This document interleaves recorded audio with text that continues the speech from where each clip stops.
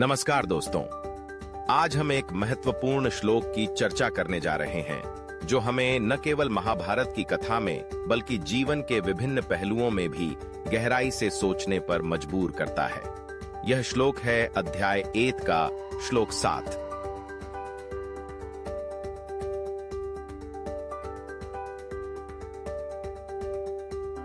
जिसमें दुर्योधन अपने गुरु द्रोणाचार्य को अपनी सेना के प्रमुख योद्धाओं के बारे में बता रहा है। दुर्योधन का यह संवाद हमें उसकी मानसिकता और उसकी रणनीति को समझने का एक अवसर प्रदान करता है। वह अपने गुरु से कहता है, हे श्रेष्ठ ब्राह्मण, अब आप हमारी सेना में उपस्थित विशिष्ट योद्धाओं को भी जान लीजिए। यह शब्द केवल एक सूचना नहीं है, बल्कि एक आत्मविश्वास का प्रतीक है। दुर्योधन, जो पहले से ही पांडवों की ताकत का आकलन कर चुका है, अब अपने गुरु को यह दिखाना चाहता है कि उनकी सेना भी किसी से कम नहीं है। यहाँ पर हमें दुर्योधन की मनोविज्ञान का एक महत्वपूर्ण पहलू देखने को मिलता है। वह जानता है कि युद्ध केवल बाहरी ताकतों से नहीं बल्कि मानसिकता से भी लड़ा जाता है।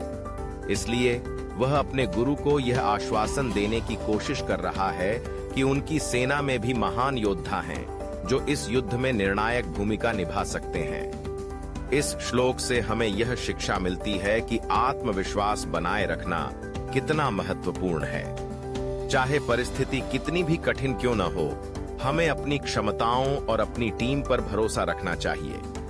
दुर्योधन का यह प्रयास हमें सिखाता है कि यदि आप अपनी ताकत और संसाधनों का सही ढंग से आकलन करते हैं तो आप किसी भी चुनौती का सामना कर सकते हैं। दुर्योधन भले ही अधर्म के मार्ग पर था, लेकिन उसने यह समझ लिया था कि किसी भी लड़ाई में जीतने के लिए अपनी ताकत और संसाधनों का सही ढंग से आकलन करना जरूरी है। यह दृष्टिकोण केवल युद्ध के लिए नहीं बल्कि जीवन के हर क्षेत्र में लागू होता है।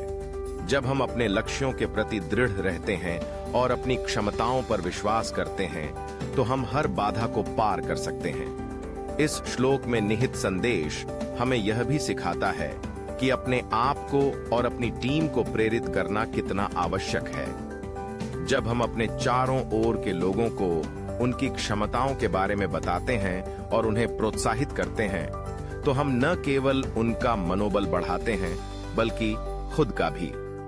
तो दोस्तों, इस श्लोक के माध्यम से हमें यह समझना चाहिए कि आत्मविश्वास और अपनी ताकत का सही आकलन करना किसी भी संघर्ष में सफलता की कुंजी है।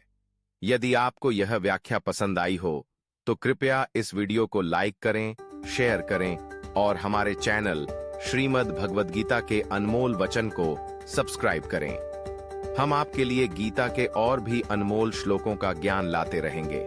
अगले श्लोक के साथ फिर मिलेंगे। जय श्री कृष्ण।